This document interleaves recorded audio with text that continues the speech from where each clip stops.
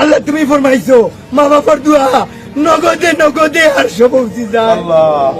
একজন বাবা যিনি একসাথে হারিয়েছেন তার জীবনের দুইটি আলো, নিজের দুইটি নিঃশ্বাস, দুইটি সন্তান নয়, যেন বুকের দুই টুকরা কলিজা, যার ছিল অন্তরের ভিত আর ভালোবাসার জীবন্ত প্রতিচ্ছবি। এই দুই টুকরা কলিজাকে হারিয়ে বাবার চোখে অশ্রু, মুখে কান্না, বুক ভরা আর্তনাদ, তবু সে বাবার মুখে নেই আল্লাহর প্রতি একটু অভিযোগ। জানাজার ময়দানে যখন দুই সন্তানের পাশাপাশি রাখা, চারপাশে হাজারো মানুষের উপস্থিতি, সেই মুহূর্তে সেই বাবা মাথা নিচু করেনি, চোখের পানি লুকাননি, বরং আকাশের দিকে তাকিয়ে আল্লাহর দরবারে দুই হাত তুলে বলে উঠেছিলেন, আল্লাহ তুমি তো সবকিছুর মালিক, আমার এই দুই সন্তান তুমি আমাকে দিয়েছিলে, আমি তাদের লালন করেছি, বড় করেছি, নিজের কষ্ট সয়ে তাদের মুখে হাসি রেখেছি, কিন্তু আজ তারা আর নেই। তবু আল্লাহ আমার কোনো অভিযোগ নেই জানো, কারণ তুমি যা দাও তা তো আবার তুমিই নিয়ে নিতে পারো।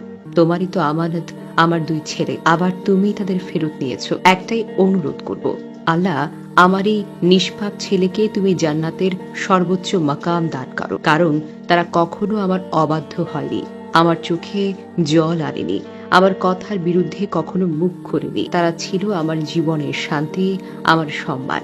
এটা কোনো গল্প নয়, এই মর্মান্তিক ঘটনাটি ঘটেছে মৌলভীবাজারের বড়লেখা উপজেলায় কোরবানির ঈদের দিন শনিবার সন্ধ্যা 7টার দিকে। শাহেদ হোসেন এবং তার ছোট ভাই রুমন আহমেদ কোরবানির মাংস নিয়ে মোটরসাইকেলে করে যাচ্ছিলেন শ্বশুর বাড়ির পথে।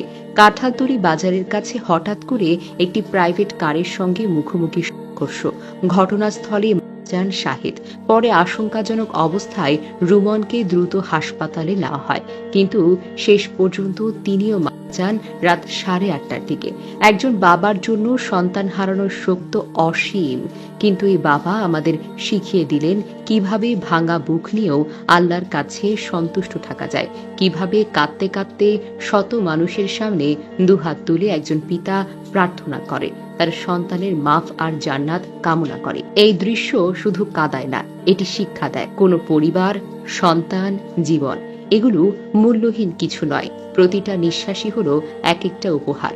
এই ঘটনা কেবল একটি পরিবারের গল্প নয়, এটি আমাদের সবার জন্য এক নির্মম সতর্কবার্তা। রাস্তাঘাটে আমরা অনেক সময় অসাবধান হই, মনে রাখুন একটি মুহূর্তের ভুল, একটা দ্রুতগতির ঝুঁকি আমাদের জীবন থেকে চিরতরে কেড়ে নিতে পারে সবচেয়ে আপনজনকে। মোটরসাইকেল চালানোর সময় হেলমেট পরুন, গাড়ির গতিকে নিয়ন্ত্রণ করুন, ঈদের আনন্দের মাঝে যেন কান্না না জড়িয়ে যায় কোনো পরিবারের ভাগ্যে। আজ শাহিদ ও রুমন নেই, কিন্তু তাদের বাবার কান্না যেন আকাশেও পৌঁছায়।